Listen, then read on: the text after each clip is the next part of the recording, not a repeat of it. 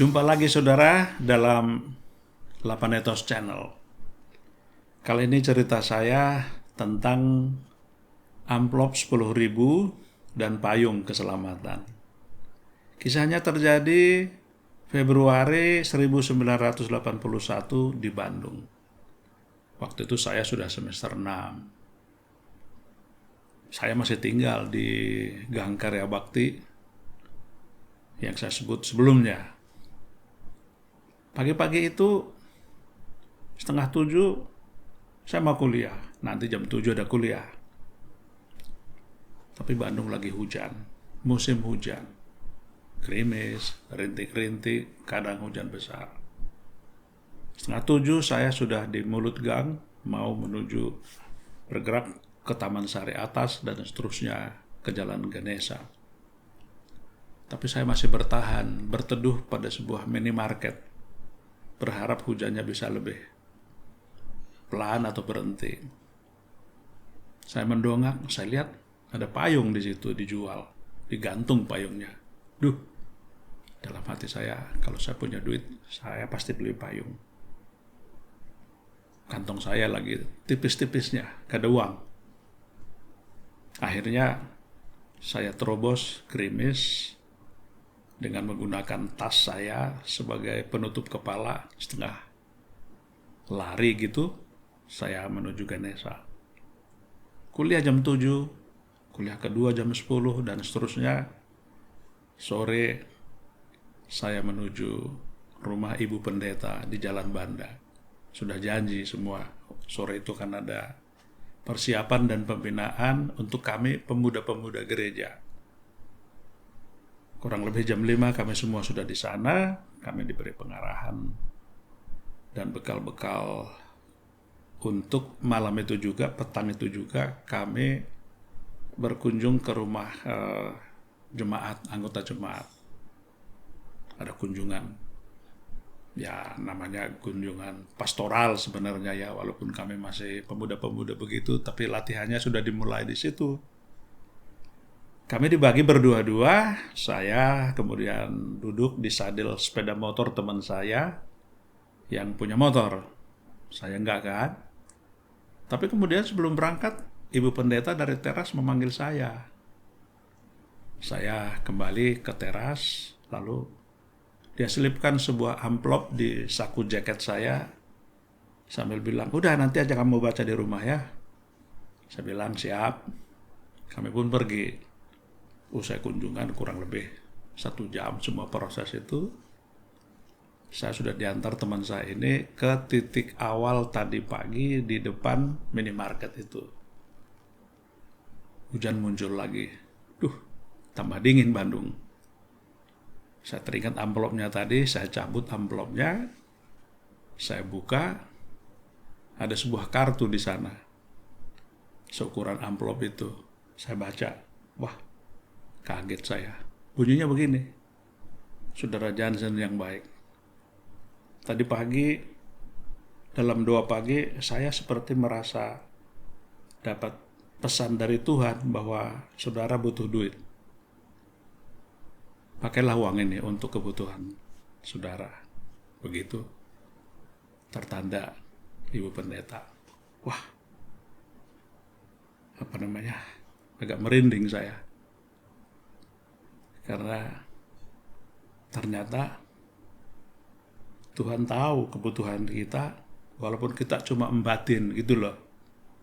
Saya tidak berdoa minta duit, membatin aja saya di bawah payung itu tadi pagi. Tapi petang ini uang dari Tuhan itu muncul di saku saya, 10.000 lampirannya. Langsung beli payung saya, cuma 3.500 seingat saya. Masih banyak sisanya. Wow, girang betul saya, penuh syukur hati saya. Saudara-saudara, fenomena ajaib seperti ini, kita mendapat bantuan Tuhan secara luar biasa, itu bukan khas pengalaman pribadi saya. Saya sering mendengar orang juga bercerita begini, bersaksi begini. Tidak hanya dari orang yang satu agama yang dengan saya, Ternyata berbagai agama, umat-umat beragama dari seluruh jenis agama punya pengalaman seperti ini. Sampai saya kemudian yakin betul ini sebenarnya adalah fenomena universal. Tuhan Sang Maha Baik di tahtanya yang tinggi itu memelihara dan memperhatikan semua anak-anaknya.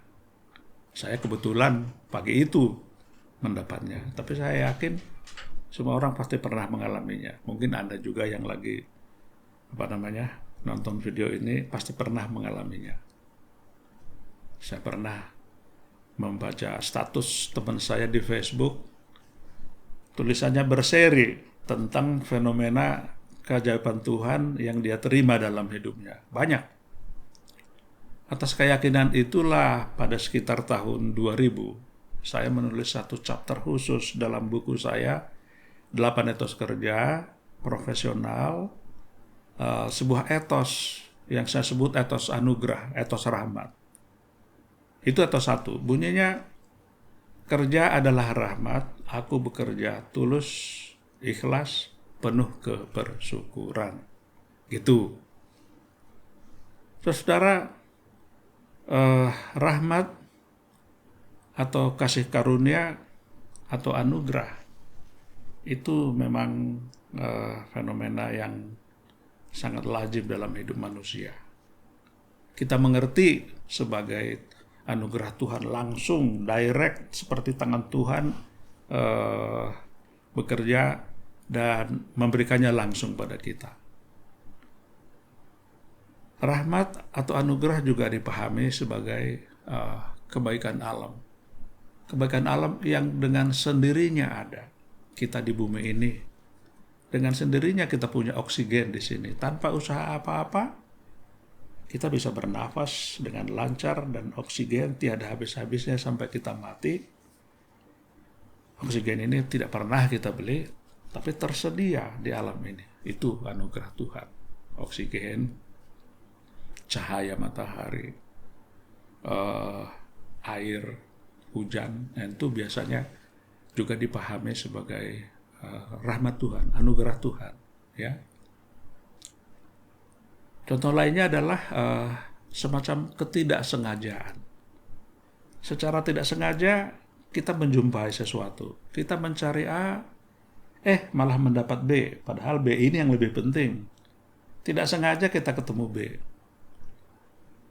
Ada juga orang mengalaminya, dia berjumpa tidak sengaja dengan seorang gadis di kereta api, lalu itulah yang kemudian menjadi istrinya. Seolah-olah Tuhan itu mengantarkan jodohnya di dalam kereta api, gitu loh. Ini cerita semacam ini banyak banget, ya.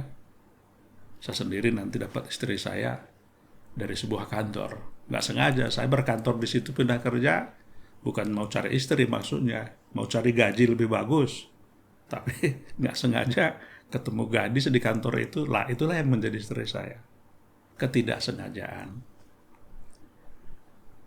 Ada juga rahmat yang saya sebut rahmat terselubung. Wajahnya pahit, tetapi isinya manis, seperti durian. Penuh duri, luarnya, tetapi di balik duri ini, wow, itu banyak biji-biji lezat yang aduhai nikmatnya. Itu terselubung namanya. Ada orang kehilangan, ada orang rugi, tapi di balik kerugian itu dapat berkah dia. Ada orang malah sakit atau menderita, tapi di balik penderitaan tersebut muncul karunia besar. Itu fenomena rahmat. Jadi etos anugerah atau etos rahmat ini saya percaya adalah sebuah fenomena universal yang kalau kita percaya pada kehadiran rahmat ini, kebaikan rahmat ini, kita sebenarnya bukan saja bisa berstandar pada kebaikan Tuhan atau kebaikan alam ini, ketidaksengajaan ini, tetapi kemudian itu akan menjadi sesuatu yang kerap terjadi dalam pengalaman kita selanjutnya. Itu inti daripada etos satu kerja adalah rahmat. Yang saya katakan bahwa pekerjaan itu sendiri adalah rahmat pada hakikatnya. Saya yakin banyak di antara Anda yang mendengar video ini mendapat kerja secara tidak sengaja. Pekerjaan Anda peroleh, Anda tidak ngelamar pada pekerjaan itu, tapi Anda mendapat pekerjaan itu. Atau sebenarnya pekerjaan itu kita anggap rahmat karena kita sendiri qualified bekerja di situ, karena rahmat-rahmat atau anugerah-anugerah, yakni talenta yang ada pada kita. Katakanlah misalnya Anda pintar, sebutlah begitu. Anda dari dulu dikenal pintar, dari SD, SMP, sampai perguruan tinggi, pintar semata-mata, nilai Anda bagus. Tapi kan, kok bisa Anda pintar? Kepintaran Anda itu adalah anugerah. Kepintaran kita itu adalah pemberian Tuhan. Pernah seorang teman saya mengatakan begini, seandainya anak saya bisa lebih pintar sedikit, saya bersedia membayar 1 miliar kepada Tuhan, asalkan anak saya ini lebih pintar sedikit. Ya enggak bisa. Anak kita itu pintar, itu betul-betul dan 100% anak pintar itu adalah anugerah Tuhan. Kepintaran itu adalah anugerah Tuhan bagi sang pemilik kepintaran, kecerdasan. Saya sebagai orang tua juga mengakui itu. Anak saya pintar, wah saya selalu bersyukur itu. Kedua anak saya orangnya baik, berbudi, ya itu juga. Dibandingkan dengan apa yang saya ajarkan, rasanya tidak sebanding. Mereka dengan sendirinya menjadi baik budi begitu. Nah, kebaikan budi yang seperti itu juga pemberian Tuhan pada kedua anak saya. Maka inilah pesan saya untuk anak-anak muda yang sedang membangun bisnisnya, yang sedang mencari pekerjaan, yang sedang berusaha untuk bikin startup bisnis sekarang ini dia. Kedepankanlah keikhlasan, ketulusan, dan kebersyukuran. Dalam bekerja atau berusaha itu, kedepankan itu.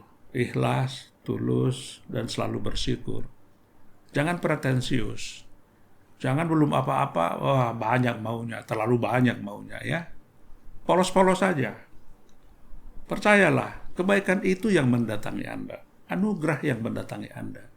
Anugerah itu tidak perlu dicari. Justru anugerah itu aktif mencari orang yang ikhlas. Si anugerah, pemberian Tuhan itu seolah-olah punya punya kaki menjumpai, mendatangi orang-orang yang memang tulus, yang memang baik, yang memang polos gitu loh, ya kan? Dalam bacaan saya sebenarnya, bahkan orang yang katakanlah berdosa pun, itu didatangi anugerah. Itu banyak cerita begitu di kitab suci, ya. Dia sebenarnya tidak layak menerima kebaikan. Banyak dosanya. Dia mestinya, ya, ke neraka lah, saking tidak baiknya, saking jahatnya. Tapi anugerah mendatangi dia. Kebaikan itu menghampiri dia. Nah, begitu dia didatangi anugerah itu, dia menerima anugerah ini walaupun tidak layak. Nah, di situ terjadi drama. Dia berubah menjadi orang baik. Dia berubah menjadi insan rahmatan. Jadi itu pesan saya kepada anak muda. Nanti Anda dapat bisnis, usaha baru, itu pun adalah pemberian dari surga datang kepada Anda. Percayalah. Kedua, pesan saya kepada teman-teman yang sudah mapan. Kerja di perusahaan, di kantor DPR, atau di kantor kepresidenan, dimanapun. Ya. Pesan saya adalah, sadarilah bahwa Anda adalah anugerah itu. You are the blessing. Maksudnya, Anda adalah sang berkat itu sendiri. Sudah sekian lama Anda diberkati, kini tiba saatnya Anda harus menjadi anugerah dan berkat untuk instansi Anda. Maka jadikanlah tanganmu, kedua tanganmu menjadi tangan berkah, tangan anugerah. Dengan cara apa? Dengan selalu ringan tangan menolong siapapun. Jadikanlah tanganmu menjadi tangan karunia yang siap sedia menjadi berkah bagi orang-orang di sekitar Anda. Sehingga orang itu bersyukur karena punya teman seperti Anda. Perusahaan Anda bersyukur, berterima kasih karena punya karyawan seperti Anda. Suatu hari Anda pensiun kelak, perusahaan akan bikin pesta, farewell party. Anda diberangkatkan dengan rasa terima kasih, memasuki masa pensiun. Bukan makan-makannya yang paling penting dalam farewell party itu. Tapi Anda telah dicatat sebagai karyawan, manajer yang begitu banyak memberi guna bagi perusahaan. Anda akan diselami dengan tetesan air mata haru. Thank you for being with us so many years. Itu loh. Itu akan luar biasa kalau masa pensiun Anda diakhiri dengan begitu, karena selama ini Anda telah menjadi faktor anugerah, faktor 10.000 di dalam perusahaan Anda. Seperti perbuatan Ibu Pendeta saya tadi yang bersedia menjadi tangan Tuhan, menolong seorang anak muda yang sedang bokek, beli payung pun tidak sanggup pada sebuah hari hujan di Bandung. Begitu saudara-saudara. Jangan lupa subscribe, komen, like, dan share. Saya Johnson Sinamo.